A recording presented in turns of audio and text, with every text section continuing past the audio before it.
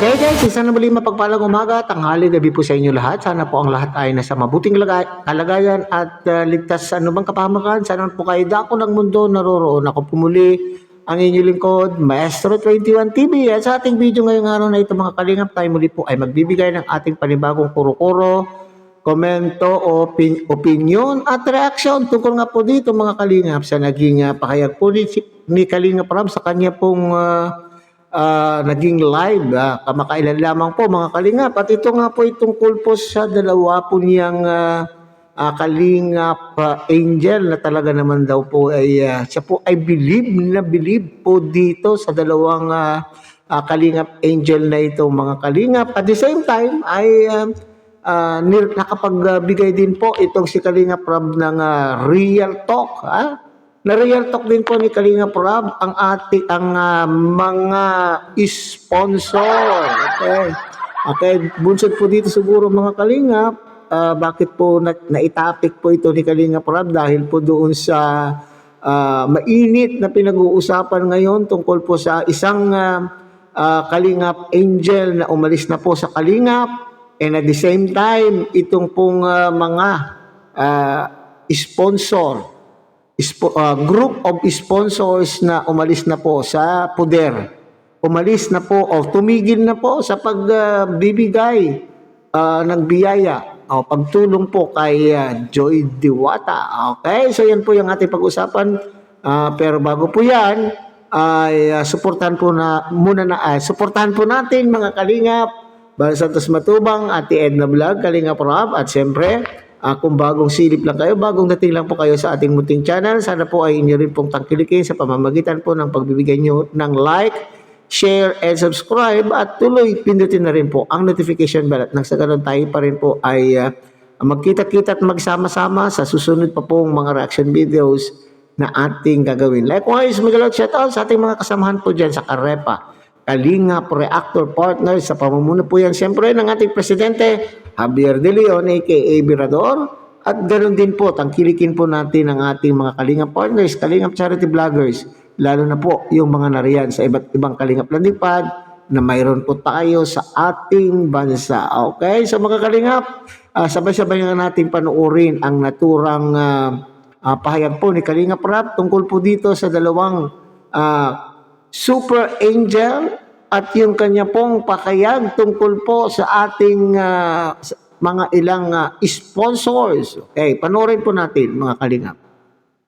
Ang pagkakaalam ko yung iba nga, nung may Rochelle pa ba ngayon o magkaiba na? Wala nang Rochelle, no? May Rochelle community pa ba? May Rochelle community pa ba? Kasi merong naglilipat din dyan sa Rochelle. Ngayon, andito pa, hindi pa tayo maiwan. Ang bira naman, no? Kilala nyo kung sino yun? Oo naman. O, kilala daw po ninyo kung sino po yun, mga kalingap. Nako po. Kung ano yung hula nyo ay hula ko na rin. Okay, so ibig sabihin ay ito yung sinasabi niya, mga kalingap.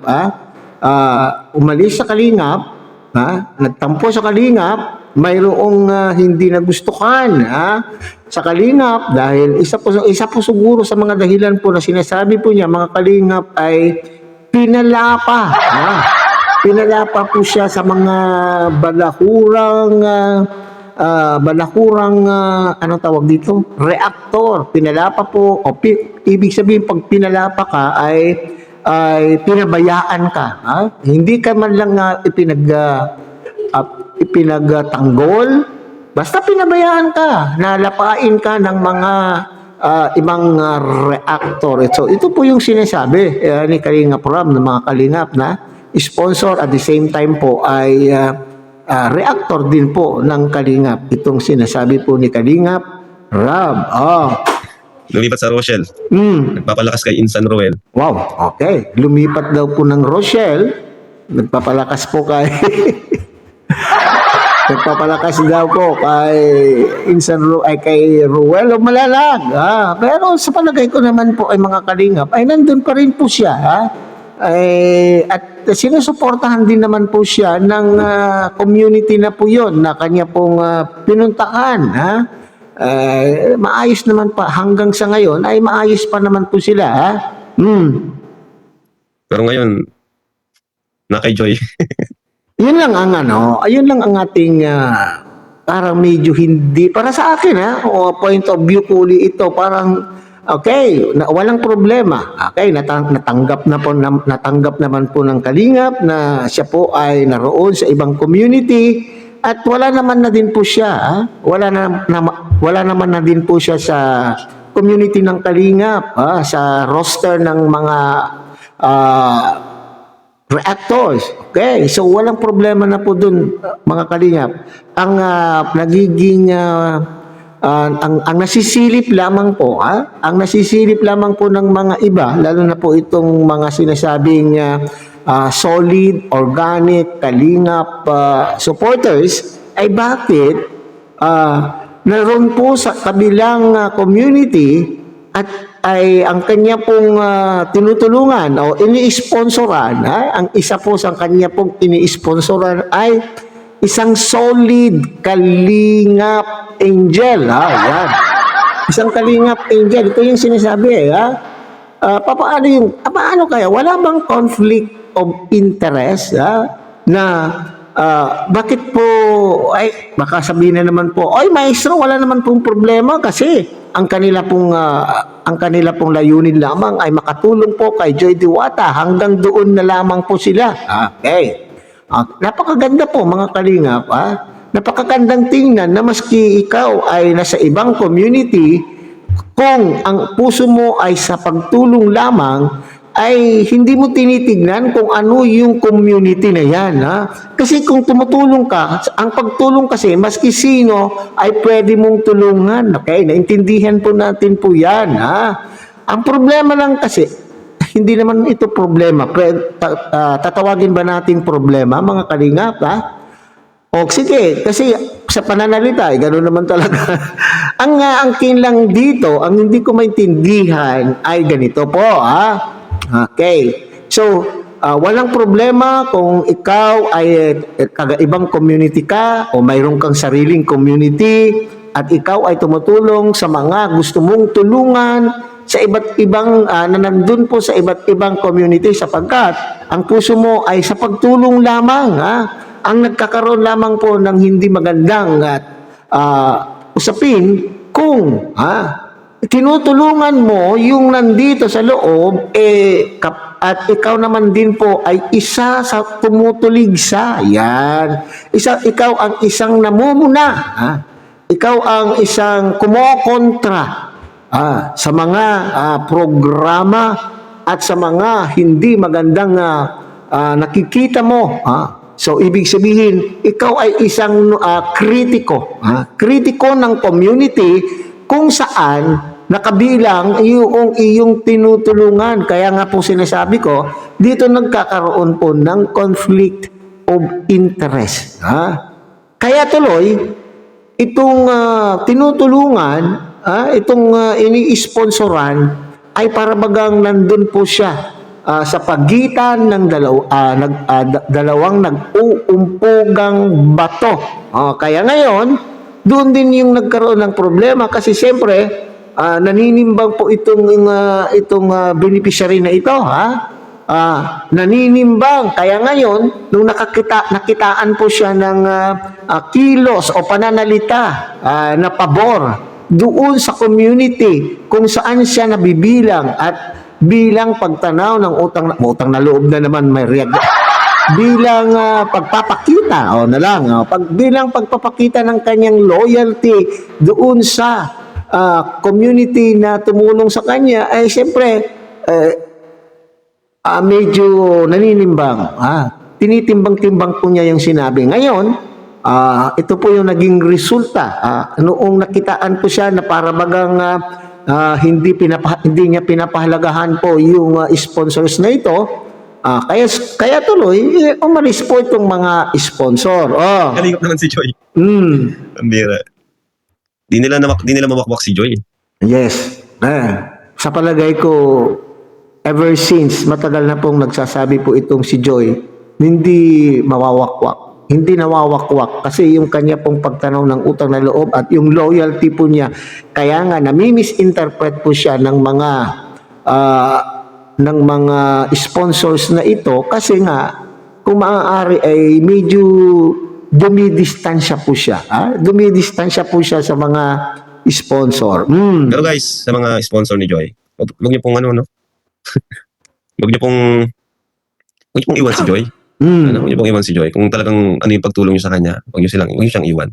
Hindi yung Kung talagang mahal po nila itong si Joy Diwata, kaya nga po dito yung umalis, dito nila napatunayan na talaga naman pong may mga ganyan po talaga doon sa pinatunayan nila yung totoo yung sinasabi ni Joy na talagang ang mga sponsor they come and go, na kapag mayroon na po silang pag may nakita na po silang hindi maganda sa iyo o may nasabi kang hindi maganda sa kanila ay iiwanan at iiwanan. Okay? Ganyan naman po ang realidad.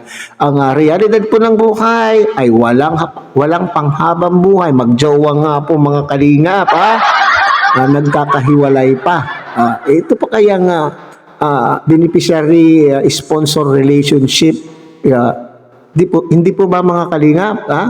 Ngayon, kung mayroon man aalis, siguraduhin po natin talagang malamang sa malamang ay meron din pong ibang dadating, hindi ba?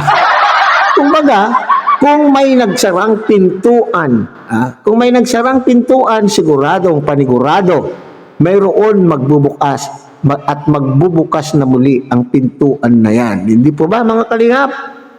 nakapagsalita lang siya ng medyo di nyo nagustuhan, iwan nyo na. Pupunta kayo dun sa Kabila. kayang wakwakin. Kayang wakwakin daw. Wow, kayang wakwakin. Mabilib kayo di ba? Mabilib kayo kay Joy. Ay, grabe pala to. Ang galing talaga nitong Kalingap Angel na to. Meron siyang meron siyang paninindigan. Di ba? Nakakabilib kaya mga ganun, di ba? Siya ay loyal. Siyang loyal. Pero hindi naman po siya nagkulang sa pasasalamat. Correct. Correct. Nakita naman po natin yan, Marami ako nakikitang komento na talaga naman pong hindi naman po maski simula po parati po niyang maraming salamat sa lahat na kung hindi dahil sa inyo na mga sponsor kasama na po ang Kalingap ay malamang sa malamang hindi niya maaabot at hindi po niya inaakala na siya daw po ay makakapag-aral at lahat po ng kanya pong tinatamasa ngayon ay ipinagpapasalamat niya po sa inyo, hindi lamang po sa sponsor kundi pati kay Kalingap Rap. Yung loyalty niya sa Kalingap ay talagang solid. Correct. Hindi naman po siya nagkulang sa pasasalamat sa kanyang mga sponsors. Okay. Mahal na mahal po kayo ni Joy. Correct. Marami po pasasalamat yan sa inyo. Yes, si Carla. Oo, si Carla. Bilib na bilib kay Carla ang sponsor siya sa totoo lang. Bilib na bilib kay Carla. Kasi di daw sila kinakausap. Ayan. Kasi nga po, doon po sa rules, kaya po siguro ganun po, hindi naman po ibig sabihin na talagang, anong tawag po dyan, na walang pagtanaw na utang na loob itong si Carla. Kasi alam po niya yung rules ng Kalingap na kinakailangan ay hindi masyadong attached. No string attached sa ating mga sponsor kasi there will come a time kapag kayo ay nakipag-ugnayan, nakipag-mingle, ano man po sa sponsor, darating yung punto na kagaya niyan ngayon, Alam niyo bakit bilib kay Carla ang sponsors niya? Kasi hindi sila kinakausap ni Carla. Totoo po yun. Narinig ko yun. Lalo silang nabilib kay Carla kasi dito sila kinakausap. Kumbaga, hindi nagpapalakas, hindi Pero, ganun pa man po itong si Carla nandyan pa rin po yung mga solid na sponsors na hindi din po siya pinapabayaan. Bagamat may mga problema din, syempre. Hindi natin maiwasan. Pero, nakita po naman po ninyo kung yung mga nakikita natin na bigay ng mga generous sponsors ay talaga naman po, sobra-sobra din po. So, ibig sabihin na hindi mayroon din pong mga sponsors na nagtatampo, So, hindi ibig sabihin na hindi nakikipag-ugnayan, hindi namamansin, hindi nakikipag-usap o dumidistansya itong si Baby Carla ay hindi ibig sabihin na itong mga sponsors ay ayaw na po. May mga sponsors pa rin na maski ganito po siya ay patuloy pa rin po yung kanila pong pagtulong dahil mahal po nila itong si Baby Carla. Dapat ganon. Ganon. ano lang, tamang pasasalamat, tamang pag-appreciate. Paano yan sa ribbon cutting ng bahay ni Joy? Yan. Paano po yan? Ito yung matagal na pong umiikot din sa aking isipan, mga kalingap. Alam po naman natin na yung pangalawang bahay po ni Joy, hindi under po ng kalingap po yan, ha? At baka mamaya sabihin po nila, maestro, hindi po yan sakop ng kalingap. Alam po na marami po yan. Yan po ay bigay po ng mga, meron ako nabasa, mga kalingap, na komento, ay post, nakalagay po, ang nagpapaaral daw po kay Joy Diwata ay mga anti-kalingap, which is true naman. Pero, totoo naman po yun. Ako'y naniniwala na itong mga sponsors na nagbibigay ng ambag para makapag-aral ang Joy Diwata ay mga sinasabing mga anti-kalinga, pero kinakailangan pa bang ipangalandakan at sasabihin sa post na ang nagpapaaral kay Joy Diwata ay mga anti-kalingap? Yan. Akin lang po yun, ha? Nakita ko kasi, mga kalingap. Nakita ko yung post na yun. Doon sa kalingap, doon sa anti na sponsor for sure, sila mag-vlog niyan. Antay na sponsor daw. So, hindi lamang pala ako nagsabi niyan, ha? At saka yung nag-post na yun, alam po naman po ng marami po yan. And recognize naman po nila na yung pabahay po yan ay hindi mula po sa kalingap, kundi hindi under ng kalingap, kundi sa mga mga sponsor na nagmamahal po kay Joy Diwata. Kaya mas nawakwak si na Joy kaysa kay P. Maaring nawakwak yung kapatid ni Joy. Pero si Joy ay hindi po nawakwak. Kasi na yun, alam po naman natin yan, nang naging controversial din po, naging mainit din po yung kapatid na sinasabi po ni Kalinga Prab. Tandaan nyo yan. Pwedeng mawakwak ang iyong kapamilya, pero ikaw mismo, di ka may sarili kang pag-iisip. May sarili kang desisyon. Pero sana naman, yung mga advice nyo naman kay, sa dati kong beneficiary, ayusin nyo naman. Ayusin nyo naman po yung mga advice ko sa dati kong beneficiary. Ginawa nyo pa ng YouTube. Saka, pagkatapos na ng issue, ginagawa nyo ng YouTube. Mabira naman to. Okay, so yan po, mga kalingap, na-real talk po tayo na-real talk po ni Kalinga Prab, ang mga sponsor. Okay, so totoo po naman po yan at talaga naman po nakakabilib. Tayo dapat po ay ipagmalaki po natin ang dalawang Kalingap Angels na ito, si Baby Carla at itong si Joy Diwata, sapagkat ang kanila pong loyalty ay hindi matatawaran at kailanman po daw ay mahirap po silang wakwakin. Okay? So, sponsors daw, kung talagang mahal po ninyo yung mga beneficiaries po ninyo na tinutulungan po ninyo, ipagpatuloy po ninyo. Pero sana lang daw po ay huwag kayong mang-iiwan. Okay? So hanggang dito na lamang po tayo, mga kalingap. Muli, tangkilikin po natin Kuya Bal Santos Matubang, Ate Edna Vlog, Kalinga Prab. At siyempre, sana po inyo rin pong tangkilikin ang munting channel na ito sa pamamagitan po ng pagbibigay nyo po ng like, share, and subscribe. At tuloy, pindutin na rin po ang notification bell. At nang sa ganon, tayo pa rin po ay magkita-kita at magsama-sama sa susunod pa pong mga reaction videos na ating gagawin. Muli, isang mapagpalang umaga, tanghali, gabi po sa inyo lahat. Mabuhay po kayo at God bless everyone.